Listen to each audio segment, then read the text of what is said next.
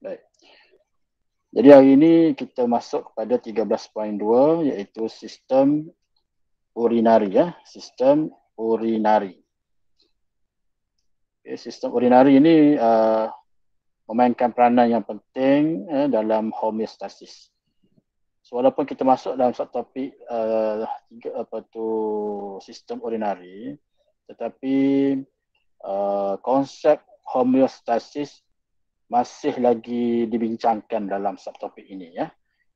Sedangkan kita tengok sebelum ni 13.1 memang dibincang secara jelas dan detail mengenai konsep homeostasis tu yang melibatkan 4 keadaan ya. Kalau kita masih ingat lagi apa dia yang 4 tersebut. Siapa boleh sebut? 4 pengawal aturan dalam badan kita. Siapa boleh sebut? Yang 4 perkara yang melibatkan konsep homeostasis. Ada tak yang boleh share? Kita imbau baliklah. Ya. Boleh kan? Siapa? Suhu badan. Tak apa jelas ya. Yang pertama apa? Suhu badan. Okey, suhu badan. Okey, boleh type pun tak apa. Ada type pada ruangan chat tu. Okey, pertama suhu badan. Pengawal aturan suhu badan. Okey, yang kedua pengawal aturan gula darah ya, gula dalam darah ataupun glukosa dalam darah. Itu yang kedua. Yang ketiga apa? Yang ketiga. Tekanan darah, okey, blood pressure, dan yang keempat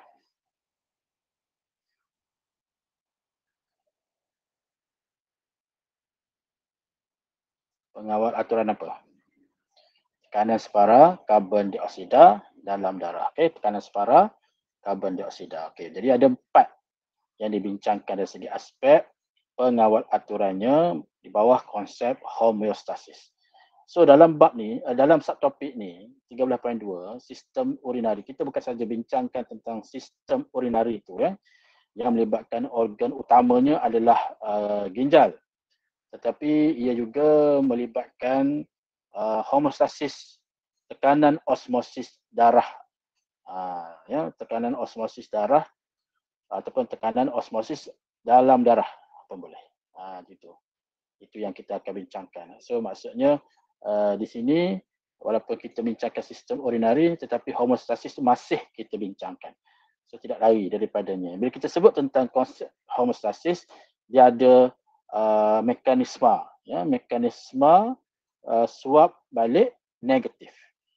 Mekanisme tu cara bagaimana homeostasis tu dijalankan.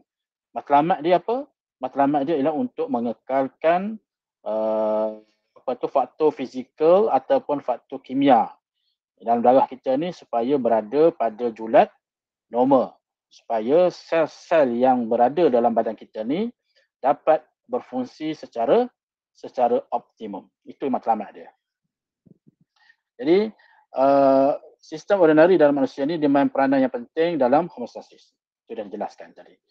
Ya, jadi sistem urinari terdiri daripada apa? Daripada ginjal, okey, terdiri daripada ginjal, okey, ureter, undi kencing dan juga uretra. Jadi situ ada berapa? 4 ya. Jadi kita akan rujuk rajah 13.8. Ya, rajah 13.8 muka surat sebelah. Ini ya, rajah 13.8 yang terdiri daripada 4. Kita cari 4 dulu ya. Yang pertama ginjal. Okey, ginjal. Jadi ginjal kita ni ada kiri kanan lah, ya, sebelah kanan dan sebelah kiri. Dan di atas ginjal tu kalau kita tengok ni ada kelenjar adrenal ya. Kelenjar adrenal warna kuning ni. Nampak ya? Yang sebelah ginjal di sebelah kanan tu dia rendah sikit ya. Dia punya position dia tu kalau kita nak tengok dengan nak bandingkan dengan sebelah kiri, yang sebelah kanan tu dia rendah sikit. Sebab apa dia rendah? Kerana kedudukan hati ya, ada organ hati yang agak ke bawah sikit lah, yang menyebabkan ginjal tu dia menjadi ke bawah berbanding sebelah kiri ya. Kemudian yang kedua dalam sistem ordinary ni mesti ada ureter ya. Ureter ni ialah salur yang membawa bahan daripada ginjal pergi ke pundi kencing. Ya, pundi kencing. Inilah dibawa ya, dibawa keluar. Satu salur yang membawa keluar bahan yang perlu dikumuhkan. Nanti kita akan bincangkan macam mana ke pundi kencing. Dan yang keempat ialah uretra. Dia beza dengan ureter ya. Tapi dia salur juga. Cuma bezanya ialah daripada mana ke mana. Uretra ni ialah salur yang membawa keluar air kencing. Dia bawa keluar air kencing. Keluar ke mana? Keluar untuk disingkirkan daripada badan kita. Ya. Melalui salur ataupun melalui kemaluan ya. Kemaluan masing-masing lah. Jadi di sini sistem urinari ada 4 bahagian ingat ya. Ginjal ada kiri kanan sepasang. Kemudian ureter, pundi kencing dan uretra. Balik semula pada muka surat sebelah. Jadi fungsi sistem urinari ini ialah untuk kata kunci dia, ini penting ya. Kata kunci dia iaitu menyingkirkan. Ya, menyingkirkan. To remove. Atau putih kata ya. Orang putih kata menyingkirkan ataupun to remove. Bahan kumuh. Ya, bahan kumuh. Jenis yang macam mana bahan kumuh yang nak disingkirkan? Jenis yang mengandungi sebatian bernitrogen. Seperti urea. Urea ni dia ada unsur nitrogen. Ya, urea ni yang paling banyaknya dalam air kencing lah. Ya, kemudian yang kedua peluh. Peluh pun mengandungi urea. Tapi walaupun begitu sistem perpeluhan dia tidak termasuk perpeluhan tidak termasuk dalam sistem urinari ya. Perpeluhan dia masuk dalam sistem lain. Dia masuk dalam sistem intergumen ya. Melibatkan kulit. Berbeza tapi konsep dia menyingkirkan juga perpeluhan ni. Kemudian menyingkirkan bahan kumuh itu yang pertama. Yang kedua mengawal atur. Mengawal atur isi padu bendali badan. Ya. Isi padu bendali badan. Yang ketiga tekanan osmosis darah. Mengawal lah maksudnya. Mengawal tekanan osmosis darah. Yang keempat dia kepekatan, mengawal kepekatan ion dalam badan. Kepekatan ion dalam bendali badan dan mengawal kandungan elektrolit dan juga pH darah. Ya. Ini adalah fungsi sistem urinari. Ya, jadi dia boleh tanya dalam soalan SOTO, boleh tanya juga dalam soalan esei. Ya. Kalau yang macam ni biasanya SOTO lah. Ya. Ini ada gambar rajah, kemudian dia tanya soalan-soalan lebih kurang lah ya, tanya bahagian, kemudian apa fungsi dia, itu soalan SOTO lah tu. Ya, kalau soalan esei ni kita akan tengok panjang sikit lah. Dia biasanya yang homostasis tu lah, penerangan tentang konsep homostasis tu, mekanisme masuk balik negatif tu biasa soalan esei. Sekarang ni kita pergi kepada struktur dan fungsi ginjal. Ya, struktur dan fungsi ginjal. Jadi ginjal ni terdiri daripada dua segmen, dua bahagian, iaitu korteks dan juga medula. Ya, korteks dan juga medula. Korteks tu di luar lah. Bukan luar, maksudnya bahagian yang luar sikit. Manakala medula ni bahagian dalam. Ya. Jadi air kencing yang terbentuk dalam ginjal ni, dia akan masuk ke dalam pelvis. Pelvis satu lagi bahagian. Tapi pelvis ni kita akan tengok di mana kedudukan dia. Ya. Kita akan tengok. Sebelum kita pergi lebih lanjut, kita tengok dulu lah. Ya. Tengok gambar tu dulu. Jadi kita tengok yang ni. Okey. Yang luar tadi korteks. Okey, ini korteks. Ya. Korteks. So bahagian bahagian yang apa ni? Korteks ni di luar ni ya, semua ni. Semua korteks. Yang saya kuningkan tu adalah bahagian korteks. Kemudian medula. Okey, bahagian medula, ingat M, M tu medium ataupun tengah. Ni semuanya adalah bahagian medula. Okey, medula. Semua tu medula.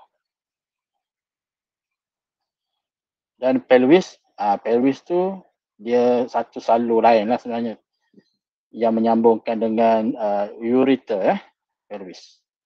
Sebab tu dia berbeza sikit. Okay, tu pelvis nampak ya. Agaknya kita boleh clear lah bukan pelvis tu.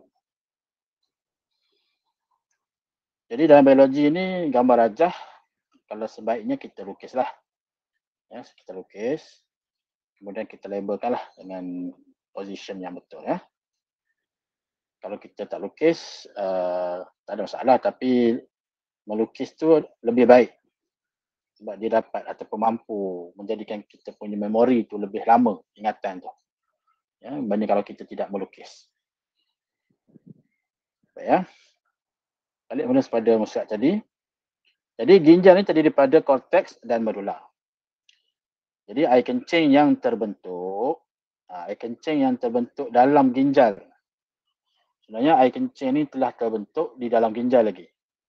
Selepas dia keluarlah daripada medula, dia masuk ke pelvis. Ya, masuk ke pelvis untuk dia pergi ke mana? Ke salur ureter. Daripada ureter pergi ke pundi kencing. Daripada pundi kencing pergi ke uretra. Baik. Jadi ginjal tu sendiri ya, bukan sistem ginjal ni organ Tadi kita cerita sebelum ni sistem urinari. Boleh sebut sistem urinari tu dia ada empat bahagian ataupun empat organ lah ya. Yang termasuknya adalah ginjal. Ya, termasuknya adalah ginjal. Jadi ginjal ni adalah organ subset dalam sistem urinari. Dan kalau kita bincang tentang fungsi sistem urinari tadi banyak dijelaskan ya. Banyak dijelaskan tadi. Yang inilah yang atas ni tadi adalah fungsi-fungsi sistem urinari. Sekarang ni kita nak tengok fungsi ginjal. Fungsi ginjal.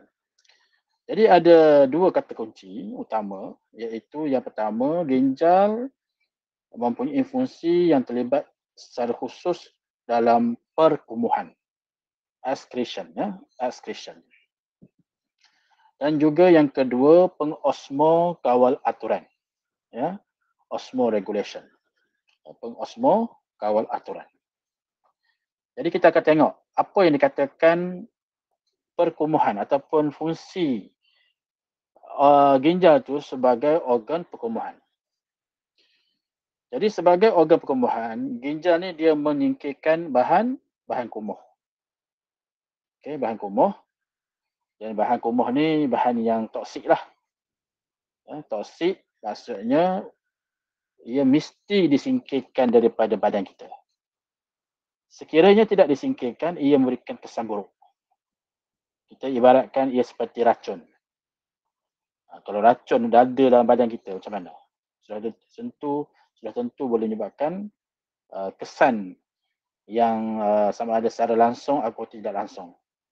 So maka air kencing yang mengandungi bahan bernitrogen yang bertoksik mesti disingkirkan. Jadi kita dah sebut tadi, bahan nitrogen tu seperti urea, asid urik, amonia dan juga kreatinina. Itu adalah bahan bernitrogen. Itu yang pertama, sebagai organ perkumuhan. Yang kedua, fungsi ginjal sebagai organ pengosmo kawal aturan. Dia mengawal, ada empat situ. Yang pertama, jumlah isi padu air dalam berdalih badan.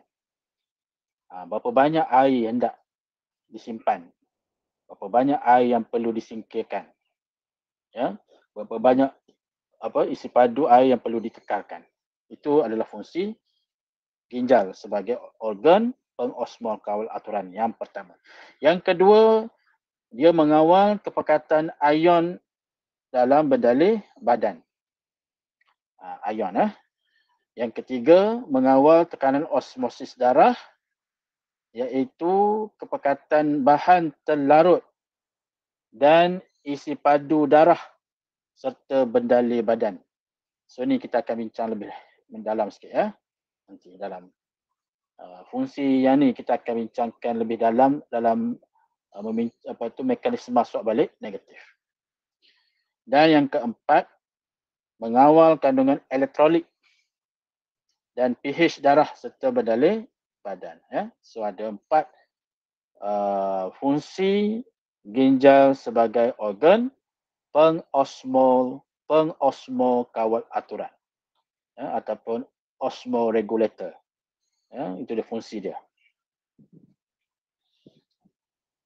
Dan balik kepada gambar rajah tadi, ini gambar rajah yang kita lihat, ya, yang atas tu, di mana kedudukan ginjal, di mana kedudukan ureter, pundi kencing, uretra, dan ada salur darah. Kalau kita perhatikan salur darah yang masuk dipanggil arteri renal. Jadi arteri renal tu kalau kita tengok warna merah ya, yang warna biru, vena renal. Okey, jadi arteri renal ni adalah salur darah yang mana dia bersambunglah dengan aorta di jantung ya, di jantung. Jadi arteri renal yang membawa keluar ya darah yang terdi oksigen daripada ginjal keluar balik semula ke jantung. Jadi arteri renal, arteri dia membawa darah yang beroksigen.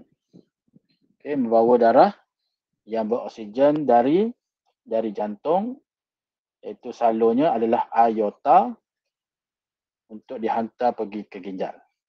Okey. Sampai di ginjal kita namakan dia sebagai arteri renal. Okey. Dan yang bawah tu kita buat keratan rentas. Keratan rentas ni menunjukkan struktur dalam ginjal ya. Struktur dalam ginjal. Yang pentingnya bahagian korteks, kita tahu korteks, kemudian medula, kemudian pelvis ya, pelvis.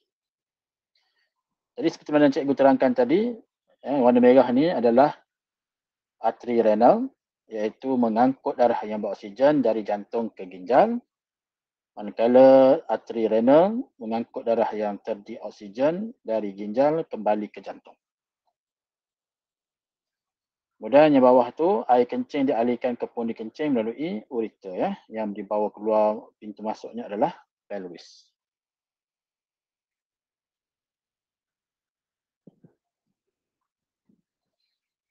Seterusnya kita pergi kepada bagaimana proses pembentukan air kencing. Ya, pembentukan air kencing. Jadi terdapat 3 proses utama. Ya, terdapat 3 proses utama yang terlibat dalam penghasilan air kencing.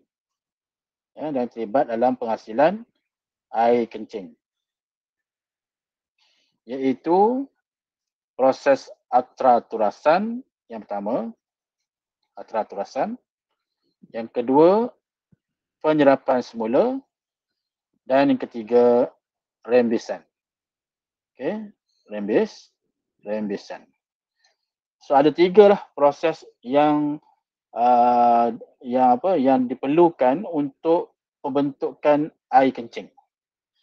Jadi kita akan tengok nanti proses ni satu-satu ya, pada page yang lain nanti. Sebelum kita pergi kepada proses pembentukan air kencing tu, kita kena lihat unit asas bagi ginjal dikenali sebagai nefron. Ya, nefron. Jadi setiap ginjal terdiri daripada berjuta-juta unit berfungsi yang disebut sebagai nefron. Okey, nefron. Daripada berjuta-juta tu, kita kata satu daripadanya ataupun setiap nefron tu ada beberapa bahagian yang kita kena kenali ya secara lebih spesifik, iaitu struktur yang membentuk nefron tu, yang terdiri daripada kapsul Bowman, glomerulus, tubul ginjal, tubul renal. Boleh sebut tubul renal tu nanti dia akan pecahkan lagi ya kepada bahagian iaitu tubul berlingkar proximal, liku Henle dan juga tubul berlingkar distal. Secara asasnya ada 3 lah. Ya, struktur yang membentuk nefron. Yang pertama kapsul Bowman, ya, yang kedua glomerulus dan yang ketiga tubul renal. Tubul renal tu pula terdiri pada 3. Yang terdiri pada tubul berlingkar proximal, liku Henle dan juga tubul berlingkar distal. Ya. Kapsul Bowman. Yang cerita tentang kapsul Bowman ya. Bowman tu B tu Bowman tu nama orang ya. So B tu huruf besar ya. Yang ni ya. B ni kena huruf besar. Jadi kapsul Bowman ni dia berbentuk cawan, seperti cawan dan mengandungi gumpalan kapilari darah yang disebut sebagai glomerulus. Mana glomerulus ni adalah gumpalan darah ataupun kapilari darah. Jadi glomerulus ni terbentuk daripada arterial afferent. Arterial afferent. Bila sebut arterial maknanya dia adalah cabang bagi arteri. Ya, cabang bagi arteri. Arteri itu salur darah juga. Tapi yang kecil lagi, ranting dia tu arterial. Jadi arterial afferent yang bercabang dari arteri renal. Glomerulus bergabung semula ya membentuk arterial efferent. Okey, arterial efferent. Okey, tadi saya jelaskan tubul renal itu terdiri daripada 3 ya, iaitu tubul berlingkar proximal, liku Henle dan juga tubul berlingkar distal ya. Liku Henle, di mana liku Henle? Liku Henle ialah tubul yang berbentuk U dan memanjang ke dalam medula renal. Medula renal ya. Medula renal tu kita tengok bahagian ginjal ya. Dia memanjang ke dalam medula renal. Tubul berlingkar distal bagi beberapa nefron bercantum menjadi satu duktus pengumpul daripada tubul berlingkar distal tu. Ya. Membentuk duktus pengumpul. Kemudian air kencing yang dihasilkan akan disalurkan dari duktus pengumpul ke dalam ureter. Jadi bila kita pergi satu ni, dia semakin mendalam ya. Dia semakin mendalam. Bila semakin mendalam, semakin detail, sebanyaklah nama-nama baru yang awak kena familiar. Kena biasakan ya. Okey. Jadi kita tengok struktur nefron. Jadi nefron ni gambar ni penting. Ya, gambar ni sangat penting dan sebaik-baiknya awak lukislah. Ya, lukis. Macam mana nak lukis soalan dia ya. Nanti saya tunjukkanlah cara ya. Bagaimana cara untuk melukis. Okey, bagaimana cara untuk melukis dia ya. Kalau tengok bergambar ni macam susah sikitlah kita nampak kan. Tapi sebenarnya tak adalah susah mana. Ya. Dia ada teknik dia lah. Okey, kita tengok macam mana struktur nefron dan proses pembentukan air kencing berdasarkan gambar rajah ni. Okey, kita tengok berdasarkan kepada nombor ya. Nombor dan juga anak panah. Ada petunjuk di atas tu. Warna merah, arrow warna merah itu maksudnya aliran darah. Warna kita bisa sikit warna apa tu ya? Warna biru. Okey, warna hitam ya. Warna hitam tu adalah maksudnya aliran hasil turasan. Yang inilah kita nampak ya. Hasil turasan. Maksudnya aliran darah ni dia mengalir daripada arteri renal, start daripada arteri renal sini ya, masuk. Okey. Dia bergerak ya, masuk dan berkumpul dalam yang dia panggil sebagai glomerulus. Itu adalah aliran darah. Kemudian keluar daripada cabang yang daripada arteri renal tu kita panggil arterial afferent. Kemudian glomerulus, dia masuk ke glomerulus, kemudian keluar daripada glomerulus kita panggil dia arterial efferent. Jadi aliran darah tu pergi ke mana? Dia pergi ke semualah, ya, dia pergi ke tubuh belingkar distal, kemudian dia melilit, dia mengelilingi liku Henle, kemudian dia naik balik, ya, dia masuk baliklah, dia pergi balik, ya, kemudian dia keluar melalui vena renal.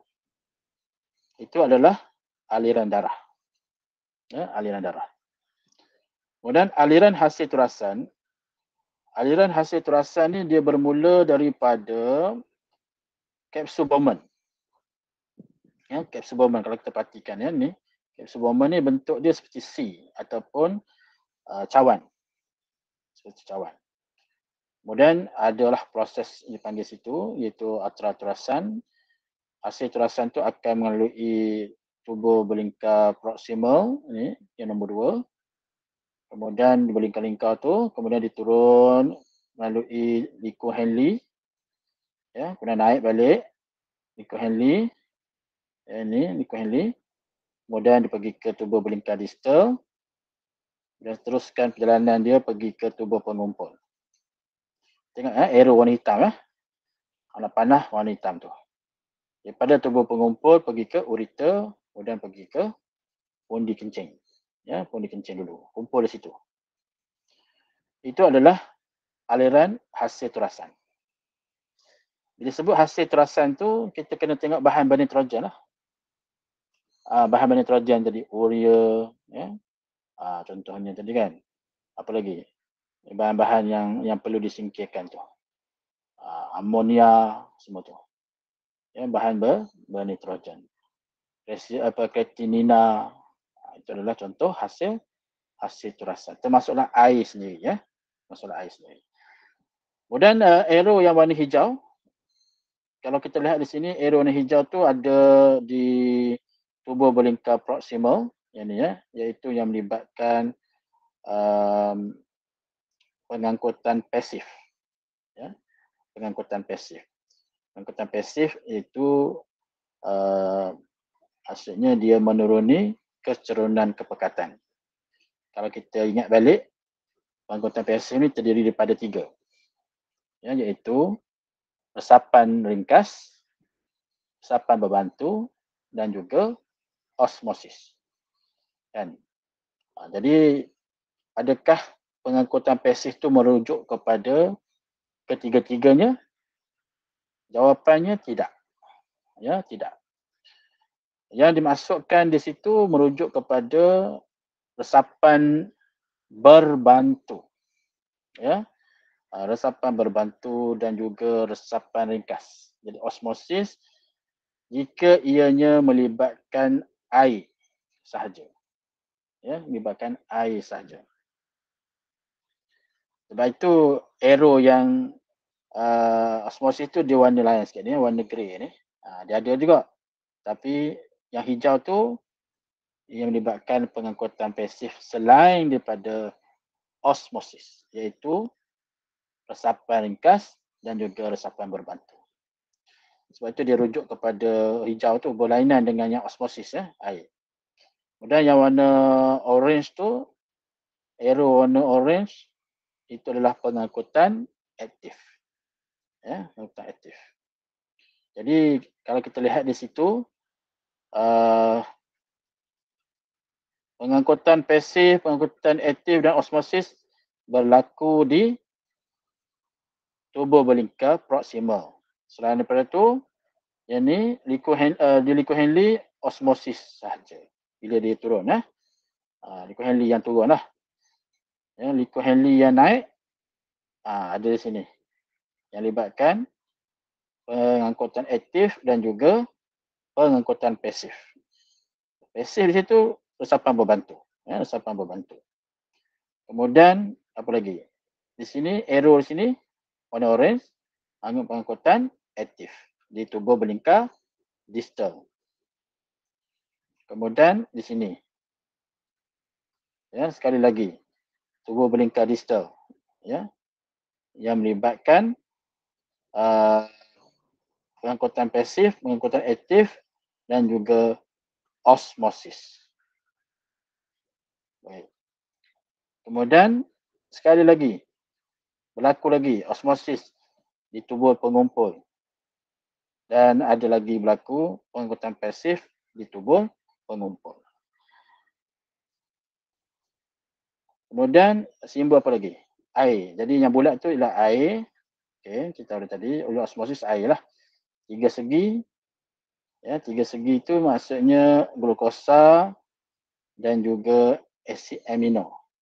Ya, melibatkan pengangkutan aktif. Kemudian yang petak itu adalah urea, ya. Ini adalah urea. Jadi urea dia punya apa tu? Penyerapan urea tu berlaku di tubuh belingkar distal, distal. Okey. Itu juga di sini, ya. Tubuh belingkar distal. Di tubuh pengumpul. Pengangkutan pasif untuk menyingkirkan urea, ya. Arrow yang menunjukkan arah tu, tengok dia pergi mana, ya. Sama ada dia disingkirkan ataupun dia diserap. Jadi kita belajar proses pembentukan air kencing ni ada 3 proses yang terlibat, ya. Yang pertama, atraturasan. Yang kedua, penyerapan semula. Yang ketiga, rembesan. Okey, rembesan. So itu adalah 3 proses yang terlibat dalam pembentukan air kencing. So sekarang ni yang kita bincang sekarang ni ialah struktur nefron. Struktur nefron ni ialah struktur yang merupakan unit berfungsi bagi ginjal. Kita tahulah bahawa nefron ni ada berjuta-juta dalam ginjal. Ya. Jadi kita nak bincang satu. Kita nak keluarkan satu daripada berjuta-juta nefron tu, struktur dia begini. Ya, struktur dia seperti ini. Yang terdiri daripada kapsul Bowman, glomerulus dan juga tubuh renal. Tubuh renal ada 3, iaitu tubuh belingkar proximal, liku Henle dan juga tubuh belingkar distal. Kemudian tubuh belingkar distal ni dia akan membentuk tubuh pengumpul. Ya. Baik. Jadi itu adalah struktur yang penting. Kemudian kita bincangkan dari segi aliran darah dan juga aliran hasil turasan. Aliran darah melibatkan daripada arteri dan juga arteriol. Ya, sama ada arteri renal masuk, ya, kemudian bersambung dengan cabang lebih kecil dipanggil arterial afferent, kemudian membentuk kapilari yang disebut sebagai glomerulus. Keluar daripada glomerulus tu dipanggil arterial efferent. Kemudian arterial efferent ni dia akan melilit lah, dia akan pergi ke tubuh liku Henle, tubuh belingkar distal. Kemudian balik keluar, pergi ke mana? Pergi ke vena renal. Ya, vena renal. Daripada vena renal tu pergi mana? Pergi ke jantung balik. Pergi ke jantung balik, ya, sebab dia membawa darah yang terdioksigen. Itu aliran darah. Yang kedua, aliran hasil turasan. Kita tahu darah ni sebenarnya yang membawa bahan-bahan ni. Dibawa daripada mana? Bawa daripada arteri renal tu. Dan ini kita akan bincangkan lepas ni, ya. Macam mana dia punya kaedah pembawaan tu. Macam mana proses pengangkutan dia tu. Jadi aliran hasil turasan ni dia start daripada antara glomerulus dengan kapsul Bowman tu. Di situ akan berlakunya proses yang dipanggil atraturasan. Atraturasan. Bila sebut atraturasan, maka bukan semua bahan yang akan masuk pergi ke tubuh belingkar proximal. Ada bahan yang akan ditapis berdasarkan kepada saiz molekul tersebut. Ya. kita akan tengoklah apa bahan yang boleh, apa yang tak boleh. Kemudian yang boleh tu dia akan ikutlah tubuh belingkar proximal, pergi ke liku Henle, kemudian pergi ke tubuh belingkar distal, seterusnya pergi ke tubuh pengumpul. Jadi dalam perjalanan daripada tubuh belingkar proximal nak sampai ke tubuh pengumpul tu, ada 2 proses lagi dalam proses membentuk air kencing ni, iaitu penyerapan semula. Maknanya daripada bahan yang lepas keluar daripada kapsul Bowman tu, ya, masuk ke tubuh belingkar proximal tu, ada lagi bahan yang akan diserap semula. Itu yang kita belajar, adanya proses pengangkutan yang terlibat, iaitu sama ada pengangkutan pasif, pengangkutan aktif ataupun osmosis, bergantung kepada bahan yang melalui, itu hasil terasan yang melalui tubuh renal tersebut. Sepanjang tubuh renal itulah, dan akan ada lagi penyerapan semula. Maknanya tidak semua bahan itu akan disingkirkan keluar. Ada lagi yang akan diserap semula atas keperluan, ya, tubuh badan kita.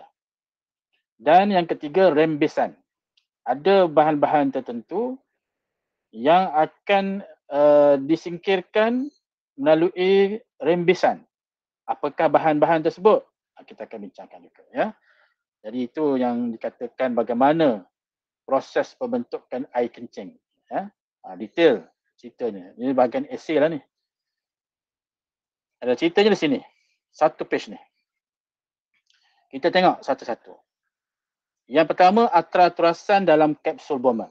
Ya, atraturasan dalam kapsul Bowman, ya.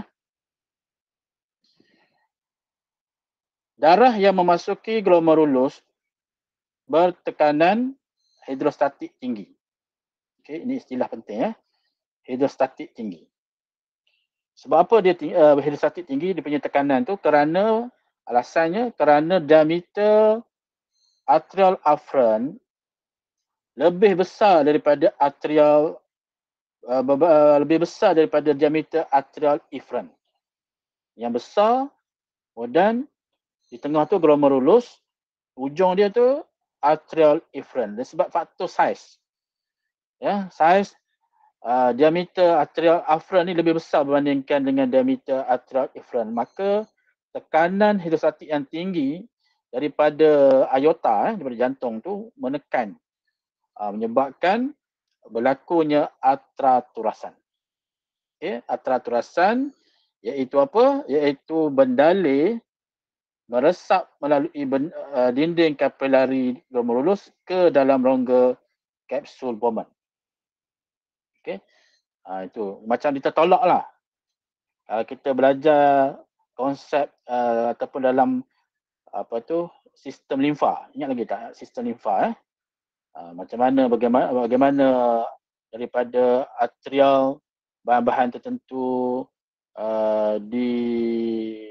diberikan tekanan yang tinggi di atrial, menyebabkan sebahagian akan tertolak masuk ke dalam ruang antara sel, kan? Sebahagian lagi akan terus pergi ke venul. Jadi konsep dia macam tu. Ya, konsep dia macam tu, ya. Sebab pressure yang tinggi daripada jantung.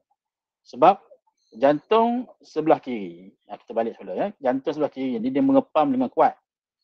Jadi bila tekanan yang tinggi dikenakan, jadi darah yang beroksigen keluar daripada jantung melalui aorta tu, dia akan membawa aliran darah pada tekanan yang tinggi. Kenapa perlu tekanan yang tinggi? Supaya darah beroksigen ni dia sampai kepada sasaran, pada organ yang memerlukan, termasuklah ginjal. Jadi aliran darah tu sampai dia di atrial afferent tu, dia akan menyebabkan bahan yang dibawa akan terturas. Ya, terturas. Tapi bukan semua, bukan semua. Jadi proses bendalih meresap daripada dinding glomerulus ke kapsul Bowman tu dipanggil atraturasan. Jadi benda yang masuki rongga kapsul Bowman ni dipanggil sebagai hasil turasan glomerulus. Hasil turasan glomerulus.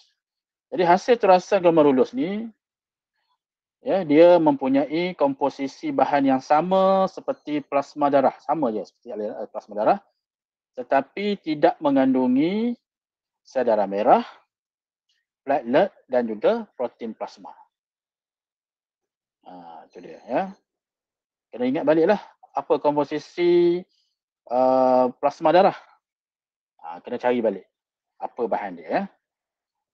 Tapi tidak mengandungi sel darah merah, platelet dan juga protein plasma ya. Sebab apa? Sebab saiz. Faktor saiz besar ya. Jadi sel darah merah, platelet dan juga protein plasma ni saiznya lebih besar. Maka dia tak terturas. So yang lain tu terturas. Yang terturas daripada glomerulus pergi ke kapsul Bowman, kita panggil dia sebagai hasil turasan glomerulus.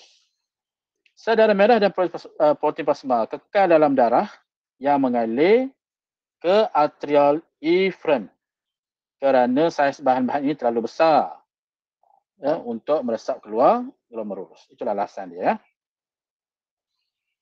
Kemudian habis yang pertama. Yang kedua tu dia dilabelkan dalam nefron tu ya. Dia dilabelkan nombor 2 iaitu penyerapan semula di tubuh belingkar proksimal.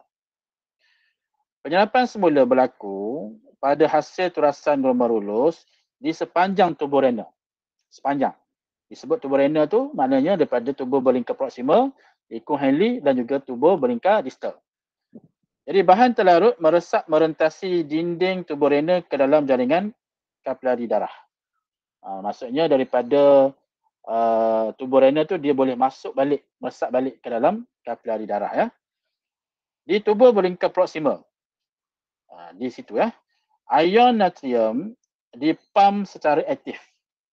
Dipam ya, secara aktif ke dalam jaringan kapilari darah dan kemudian ion klorida meresap secara pasif. Ion natrium secara aktif, ion klorida secara pasif. Berbeza ya. Penyerapan semula 100% glukosa dan asid amino juga berlaku secara pengangkutan aktif. Pergerakan bahan terlarut ke dalam jaringan kapilari darah mengurangkan kepekatan bahan hasil turasan glomerulus tetapi meningkatkan kepekatan bahan terlarut dalam kapilari darah. Ya, akibatnya air meresap masuk ke dalam kapilari darah secara osmosis. Okay. Itu yang berlaku di tubuh belingkar proksimal, iaitu dari segi penyerapan semula. Penyerapan semula juga berlaku di liku Henle dan juga tubuh belingkar distal. Di liku Henle, air diserap semula secara osmosis. Itu untuk air lah. Ion natrium diserap semula secara pengangkutan aktif. Itu ion natrium. Di tubuh belingkar distal, lebih banyak air natrium dan ion klorida diserap semula. Jadi jumlah air dan garam yang diserap semula bergantung kepada kandungan air dan garam dalam darah. Dia bergantunglah sama ada kita dalam keadaan darah kita mengandungi banyak garam ataupun tidak, ataupun air yang banyak ataupun tidak. Nanti kita akan bincangkan dalam yang seterusnya dari segi mekanisme masuk balik negatif ya. Yang keempat, rembesan. Rembesan ialah proses perembesan bahan buangan dalam darah yang tidak dituras pada awalnya ke dalam tubuh renal. Ini special sikit ya. Itu perembesan bahan buangan dalam darah yang tidak dituras pada awalnya. Proses ini berlawanan dengan proses penyerapan semula. Dia berlawanan ya. Maksudnya kalau penyerapan semula ni daripada tubuh renal masuk ke kapilari darah. Tapi rembesan ni daripada kapilari darah keluar pergi ke tubuh renal. Jadi rembesan ini berlaku di sepanjang tubuh renal dan duktus pengumpul. Tetapi paling aktif di tubuh belingkar distal. Yang paling aktif lah di situ. Rembesan ini berlaku secara resapan ringkas dan juga pengangkutan aktif. Bahan yang dirembes termasuklah ion hidrogen, ion kalium, ion amonium, urea, kreatinina, bahan toksik dan setengah dadah. Ya, setengah dadah. Jadi rembesan menyingkirkan bahan buangan toksik serta membantu mengawal atur aras ion dalam darah. Dan yang kelima, pembentukan air kencing. Apabila bendali renal sampai ke duktus pengumpul, okey, hanya sedikit garam yang tinggal dan kebanyakan air telah diserap semula ke dalam aliran darah. Baki bendali renal yang kini disebut sebagai air kencing. Mengalir menuruni duktus pengumpul, di sini sedikit urea meresap keluar ke bendali persedaran dan kapilari darah kerana saiz molekulnya yang kecil. Jadi lazimnya air kencing mengandungi air, urea, garam natrium klorida, asid urik dan juga kreatinina. Jadi selepas meninggalkan duktus pengumpul, air kencing mengalir menerusi ureter, undi kencing, uretra dan akhirnya dikumuhkan. Ya. Selesai kita membincangkan proses pembentukan air kencing. Ya. Jadi insyaAllah kita berhenti di situ. Dan insyaAllah minggu depan kita akan sambung mekanisme homeostasis dalam pengawal aturan pula. Ya. InsyaAllah. Kita tak sempatlah nak bincang mekanisme ni. Jadi sila baca dulu sebelum kita bincangkan hal ini pada minggu depan. Okey, ada sebarang pertanyaan?